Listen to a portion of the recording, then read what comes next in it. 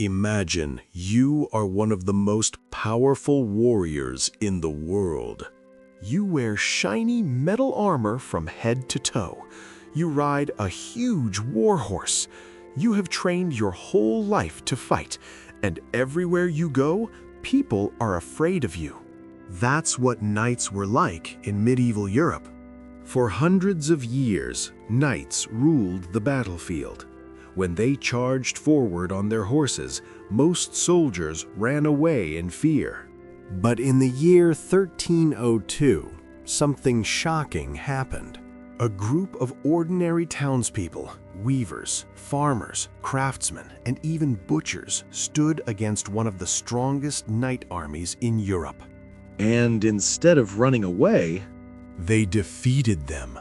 Hundreds of powerful French knights were killed that day by people who were not professional soldiers at all. This is the story of how regular citizens became knight slayers, and how one battle proved that even the strongest warriors can be defeated. And by the end of this story, you'll understand how a simple club used by townspeople helped change the future of warfare. To understand why this battle surprised everyone, we first need to understand how powerful knights were. In medieval times, knights were like the superheroes of war. They wore heavy armor made of metal rings and plates. They carried long lances and swords, and they rode large horses trained to charge straight into enemies.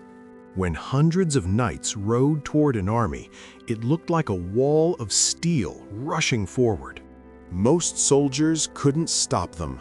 In fact, many battles ended the moment the knights charged. Soldiers would panic and run away before the knights even reached them.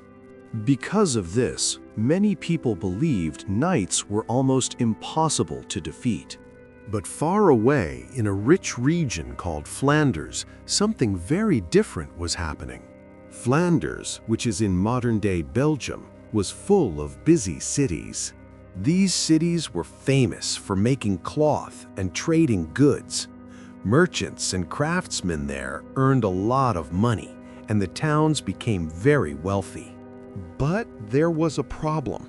The King of France wanted to control Flanders.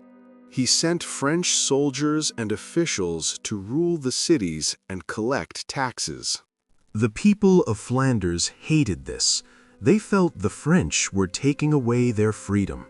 Anger grew in the streets. Then, in the city of Bruges, something dramatic happened. The townspeople rose up and attacked the French soldiers living there.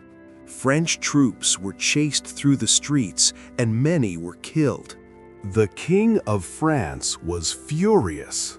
He decided to send a powerful army to punish the rebellious cities. And that army was full of elite knights. From the king's point of view, this battle seemed easy. After all, how could ordinary townspeople possibly defeat trained knights? The French army marched toward Flanders, confident they would win quickly. But the townspeople were not as helpless as the French believed.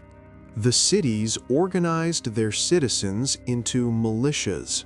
A militia is a group of regular people who come together to fight and defend their homes. Blacksmiths, carpenters, farmers, fishermen, and butchers all joined. And they carried a special weapon called a Golden Dog.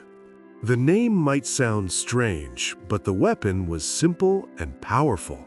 It looked like a thick wooden club with a sharp metal spike at the end. The club part could smash armor or knock a knight off his horse. The spike could pierce weak spots in armor. Even better, it was easy to use. You didn't need years of training to swing a heavy club. Soon, the French army and the Flemish militia faced each other near a town called Courtrai. But the Flemish leaders made a very smart decision. Instead of fighting in an open field where knights had an advantage, they chose a battlefield full of muddy ground, small streams and ditches. For knights, this was terrible terrain. Knights needed solid ground so their horses could charge at full speed. But the ground near Courtrai was soft and slippery. The Flemish militia stood together in tight lines behind the muddy areas. They held their weapons ready. And most importantly, they decided not to run. When the battle began, the French knights did what knights had always done. They charged.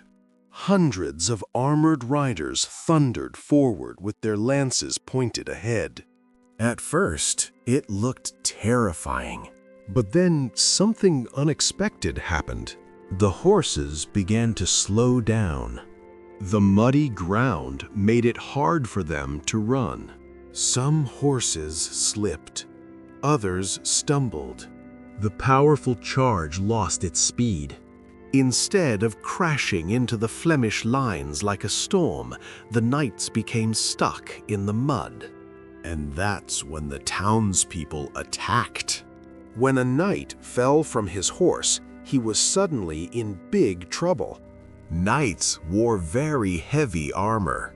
On the ground, in deep mud, it was hard for them to stand up or move quickly. The Flemish militia rushed toward them. Goodentag clubs swung through the air. Heavy blows smashed into helmets.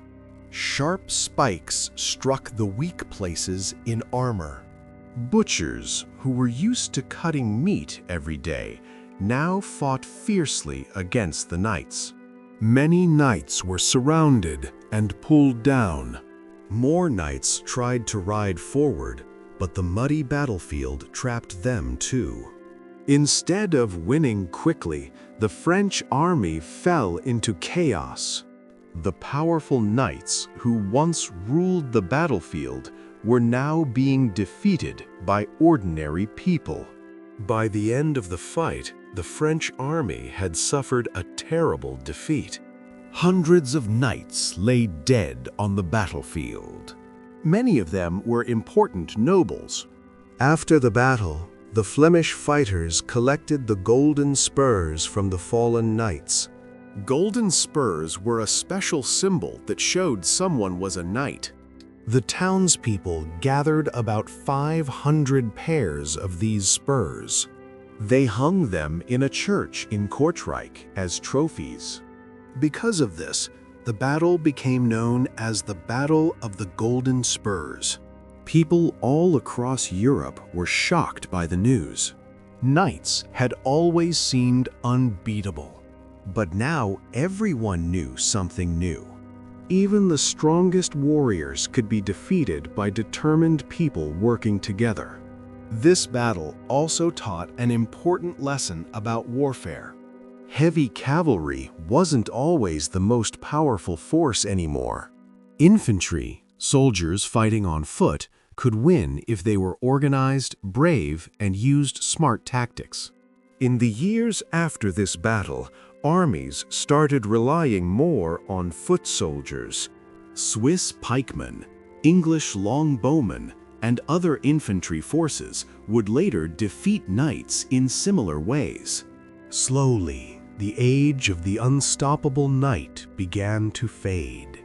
And strangely enough, one of the symbols of that change was a simple club used by townspeople and butchers.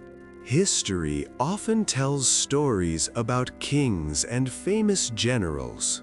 But sometimes the biggest changes in history happen because ordinary people stand together and refuse to give up.